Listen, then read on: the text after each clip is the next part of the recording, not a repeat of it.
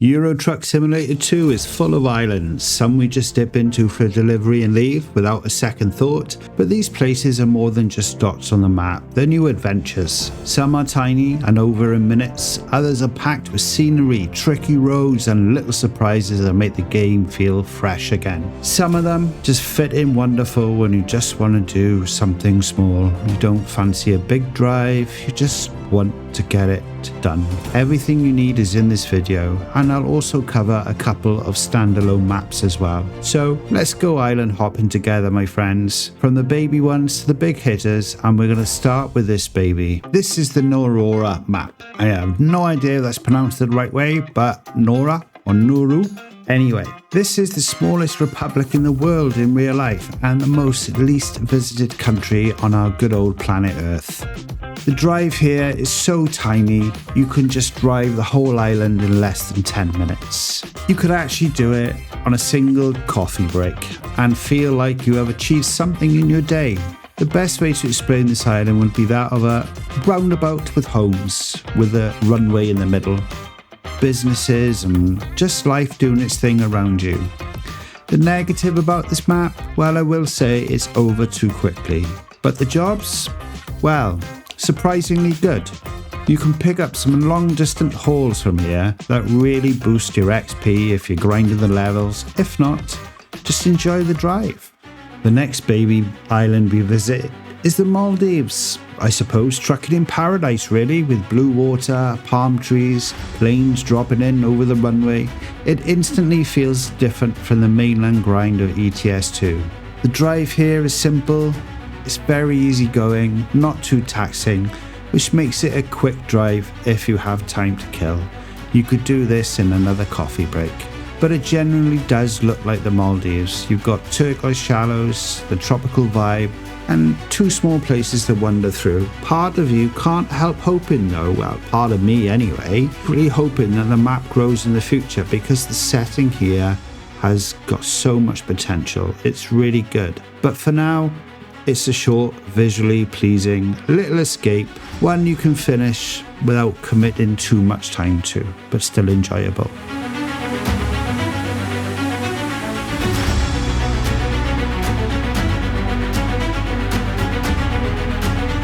Now we head off to the west coast of Africa, where we're going to go to Cape Verde. Now you'll find this a lot in African-based map combos. It does feel more connected to the wider world of ETS2. There's two little islands here, one obviously the main island and the other is just a short ferry ride away if you wish to discover that. The drive itself here is slightly more rugged and it does have an interesting blend of, I would say, Portuguese meets Africa in the way that some of the roads and scenery comes together. I suppose the isolation of this island in the middle of the Atlantic is its real charm. It does look better than in parts compared to some of the previous maps, but the delivery points here are definitely more polished and you can't help hoping the developers expand it someday because there's good solid foundations here for an island adventure.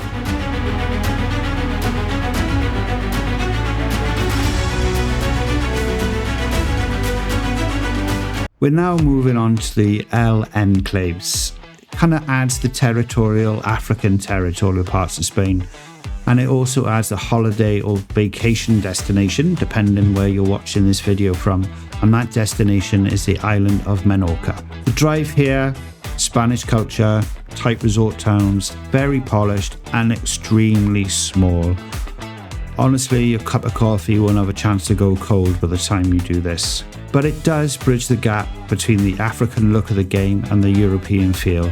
So much so that you'll find it in many a European map combo in the game. It does add rhythm to the combo. Leaving our baby islands behind, we're going to move to something a little bit more grown up, starting with a classic, the Faroe Islands. This is a Pro Mods add-on, and this is a total real mood shift within the game. The Faroe Islands in real life are linked by a dramatic undersea tunnels, which does include that famous underwater roundabout. But in this add-on, None of that is here, which is a disappointment in my opinion. You only get a single island, which is a bit of a letdown, especially if you know what the real place offers. That being said though, the scenery is wide open, rugged, and generally beautiful. It has a blend of Scottish hills, Norwegian coastline, and Nordic housing, which gives the whole drive a colder, more atmospheric feel for sure. Even without the tunnels, the landscape alone makes it worth the visit.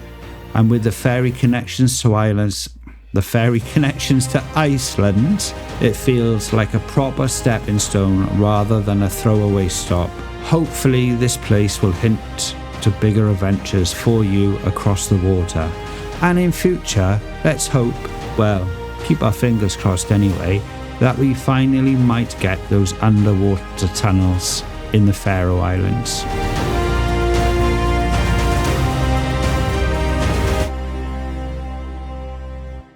So moving on, we're going to go to one of the gold standards of map mods. Yes, that's it. You've probably guessed it by now. It's Grand Utopia. Now this can quite easily go into any map combo as long as you got the right background map.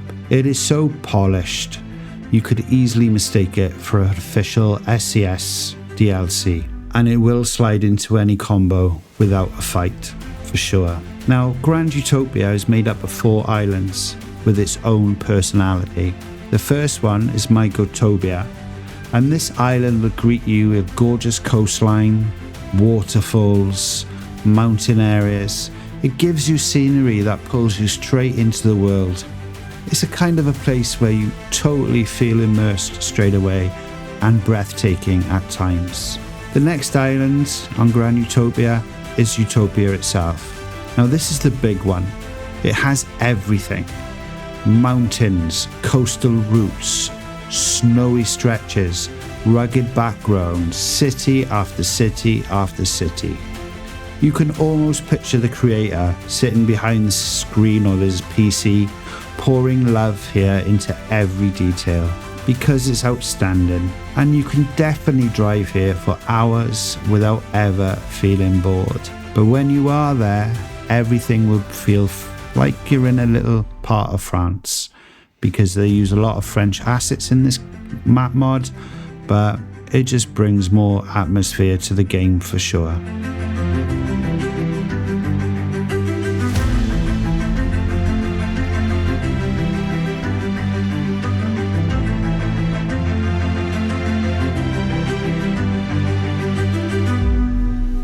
Below the main island, we have the next one, which is Addon Island, I believe. I have absolutely no idea, as you can tell, how to pronounce it. This third island is small, but it does hit hard. It has inland lakes, national parks, dirt roads, vineyards. It is completely compact, but it has plenty of character. The scenery here makes every kilometre feel worthwhile. It's definitely worth your time. And the fourth island, now this one is an exclusive island. It's the Patreon island. I haven't explored it yet, but if it's anything like the others, it's going to be a delight. You must remember, Grand Utopia isn't just another island stop. It's the kind of place that reminds you why map mods exists, and everything else just feels a bit smaller at times.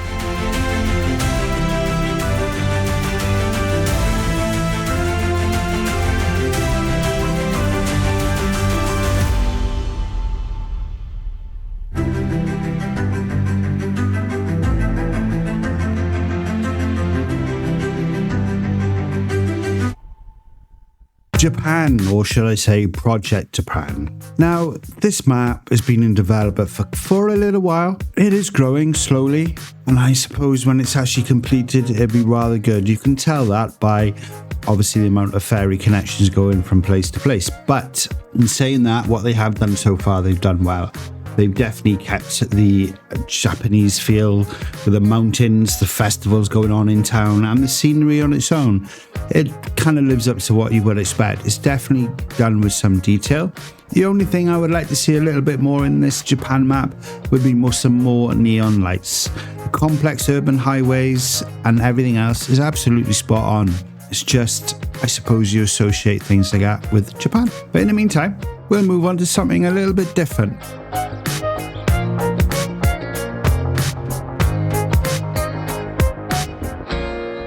Which is the PJ Indigo. These two islands are, depends how you put it. You could think of it as your own little bit of green hell. If you like green, there's plenty of it. But don't let that take away from the fact this is a really well done map. There is so much going on with the collection points, the roads. Some are awful, which are intentionally meant to be like that. And some are absolutely brilliant. Dirt tracks, loads of different stuff going on here. Bends, curved bends, mountain roads. It's got cities, it's got towns, it's got so much. And you could spend a lot of time here without question and get lost completely. There's definitely a different type of island, and you definitely feel you are in a different world when you drive the PJ Indigo map. This is the Tasmania Map. Now I suppose the angle here, if you're thinking of the down under sort of thing, it's not quite that at all. It's a little bit wild, quite a lot of remote. The elevations do change. It can be a bit difficult for heavy haulage. It's kind of, I don't really know. I think the jury's out on this one. I can't make my mind up about this one just yet. I think it needs a bit more work, but I'm not a modder, so I couldn't tell you. But what I do know is, as the drive goes, parts of it have been enjoyable, and then parts of it feel out of place. Maybe I've got that wrong, who knows. But anyway, from going down under, let's go somewhere a little bit colder. The Antarctica map is definitely something different, without a doubt. If you like white, you like snow, this is definitely the one. The challenge here is the physics. Obviously, with the snow, you're going to slide a lot more, but it's all good fun. You could end up delivering fuel to research stations. You could do some penguin watching. Whatever you want to do, really. Whatever you want to do. It's definitely different, but like anything else, it's worth a go, and you'll either love it or you hate it.